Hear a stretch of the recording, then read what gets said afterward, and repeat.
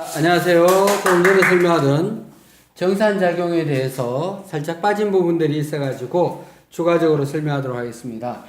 자, 정산작용 같은 경우는 일어나는 이유가 잎의 기공에서 일어난다 그랬죠. 잎의 기공에서 일어나는데 잎의 기공이 열리려고 그러면 두 가지 조건을 만족해야 돼요.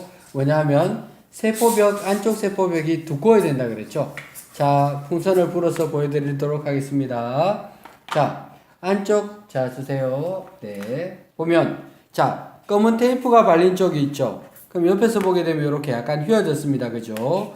자, 해외에서 오신 분이 준비를 했습니다.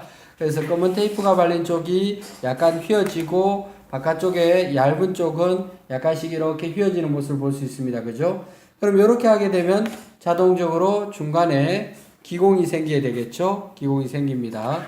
그러면, 이러한 원리가 생기기 위해서는 무엇이 필요하냐면 반드시 광합성을 해야 됩니다. 광합성. 그리고 안쪽 세포벽이 두꺼워야 됩니다. 이렇게. 그러면 광합성을 하게 되면 농도가 진해지겠죠.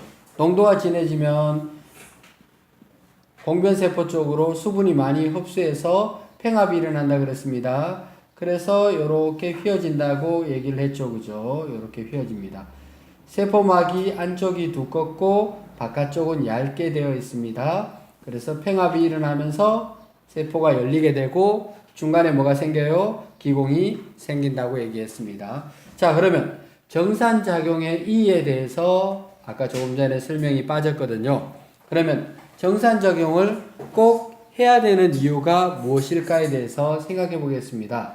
자, 식물이 있습니다. 그리고 땅이 있고 식물에 뿌리가 있거든요. 그러면 뿌리에서는 흡수작용이 있는데 뭐와 뭐가 흡수되죠? 물과 무기 양분이 흡수가 되죠. 근데 여기서 흡수된 물이 올라가야 되는데 그럼 올라가기 위해서는 조건이 뭐냐면 잎의 뒷면으로 물이 빠져나가야 올라갈 수 있는 거 맞죠? 그러면 물이 올라가기 위해서 자, 물이 상승시키는 원동력을 얻기 위해서는 일단은 물이 빠져나가야 된다는 조건이 있습니다. 그러면 물이 빠져나가는 것을 우리는 정산작용이라고 그랬죠. 그래서 정산작용이 일어남으로써 물이 뿌리에서 올라가는 원동력이 됩니다. 그러면 물을 끌어올리는 원동력은 정산작용 한 가지만 있는 것은 아니죠.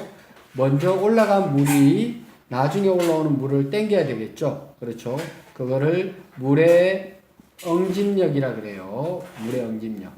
그리고 물관이 빨대처럼 생겼죠. 그것을 모세관 현상이라 그럽니다. 그래서 모세관 현상을 통해서 가늘고 긴 빨대를 통해서 물이 올라가는 거죠. 굵은 빨대로 물을 당겨보면 잘 안 올라가요. 가늘고 긴 빨대를 이용해서 올라가고 그리고 뿌리에서 물을 당기는 힘을 뿌리압이라 그래요. 자, 그러면 식물은 결국 물을 빨아당기는 힘은 네 가지에 의해서 결정됩니다. 이 네 가지 중에서도 가장 중요한 것은 바로 무슨 작용? 정산작용. 왜? 식물체 속에 이미 있던 물이 일단은 빠져나가야지 물이 올라갈 수가 있기 때문에 그렇습니다. 그렇죠. 그래서 좀 전에 정산작용에서 빠진 부분을 해보았고, 그리고 기공이 열리는 원리에 대해서도 실험으로 해보았습니다. 네, 감사합니다.